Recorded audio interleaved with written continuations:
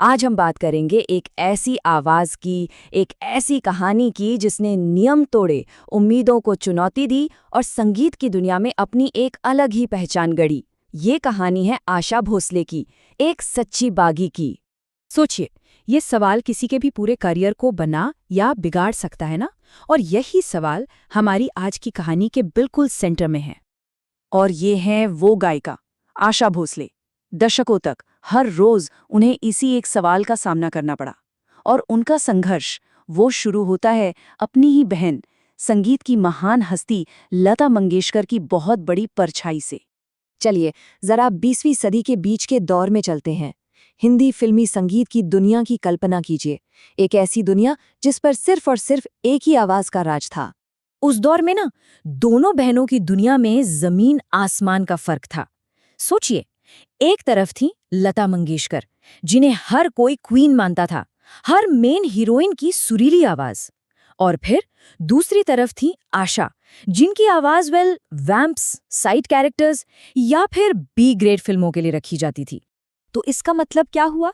मतलब ये कि उनकी अपनी पहचान वो कहीं दब रही थी। इंडस्ट्री में काम चाहिए था तो उन्हें अक्सर कहा जाता था कि अपनी बहन की तरह उसी पतली मीठी आवाज में गाओ, एक ऐसा स्टाइल जो उनकी अपनी असली आवाज से कोसों दूर था।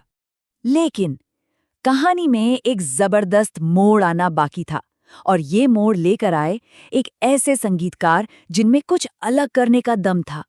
यहीं से शुरू हुई ओपी नैयर की क्रांति। तुम अपनी आवाज में गाओ, बस ये चंद शब्द, ये सिर्फ शब्द नहीं थे, ये क्रांति का बिगुल था। संगीतकार ओपी नैयर ने आशा जी से वो कहा जो कोई और नहीं कह रहा था, कि नकल करना छोड़ो और अपनी असली आवाज को गले लगाओ। पता है, नैयर ने आशा की आवाज में वो बात पकड़ ली जो किसी और को नहीं दिखी। एक गहरापन, एक नेचुरल सेंसुअलिटी। ये उस दौर की हीरोइनों की टिपिकल मीठी आवाज से बिल्कुल हटके थी। और यही जो फर्क था ना, वही उनकी सबसे बड़ी ताकत बनने वाला था। तो ओपी नैयर ने दरवाजा खोला और फिर आर.डी. बर्मन जैसे संगीतकारों के साथ मिलकर आशा जी ने एक एक गाना चुनकर अपनी एक नई, एक बागी पहचान गढ़ डाली। उन्होंने वो सब कुछ गाया जिसे उस दौर में मेन हीरोइनों के लिए टू बोल्ड माना जाता था। चाहे वो सिजलिंग कैबरे नंबर्स हो, धमाकेदार रॉक एंड रोल हो, या फिर दम मारो दम जैसे बागी तराने, हर जॉनरे में उन्होंने अपनी छाप छोड़ी। और उनका संगीत कैसे हदों को तोड़ रहा था, इसका एक कमाल का किस्सा है। जब पिया तू अब तो आजा रिकॉर्ड हो रहा था ना, तो खुद उस गाने के लिखने वाले मजरू सुल्तानपुरी स्टूडियो से बाहर चले गए। उन्होंने आशा जी से कहा, बेटी मैंने गंदा गाना लिखा है। अब सोचिए, ये दिखाता है कि आशा भोसले उस दौर के लिए कितनी बड़ी एक चैलेंज बन गई थी। और उनके काम का स्केल, जरा ये आंकड़ा देखिए, 12,000 से ज्यादा गाने। ये कोई छोटा मोटा नंबर नहीं है, इसे गिनीज वर्ल्ड रिकॉर्ड्स ने भी माना है। ये दिखाता है उनका टैलेंट और उनकी मेहनत। पर कहानी सिर्फ बॉलीवुड तक ही खत्म नहीं होती। उनकी आवाज और उनका हुनर सरहदें पार कर गया और उन्हें दुनिया भर में पहचान दिलाई। मतलब उनकी कोलैबोरेशंस की लिस्ट देखिए, हैरान रह जाएंगे। एक तरफ तो क्रोनोस क्वार्टेट के साथ एक ग्रैमी नॉमिनेटेड एल्बम, और दूसरी तरफ गुरिल्लाज जैसा मॉडर्न अल्टरनेटिव रॉक बैंड। इससे साफ पता चलता है कि उनकी आवाज किसी एक दायरे में बंधी नहीं थी। और ये समझना भी बहुत जरूरी है कि उनकी ये वर्सेटैलिटी, ये सिर्फ एक्सपेरिमेंट नहीं था, इसके पीछे कमाल की स्किल थी।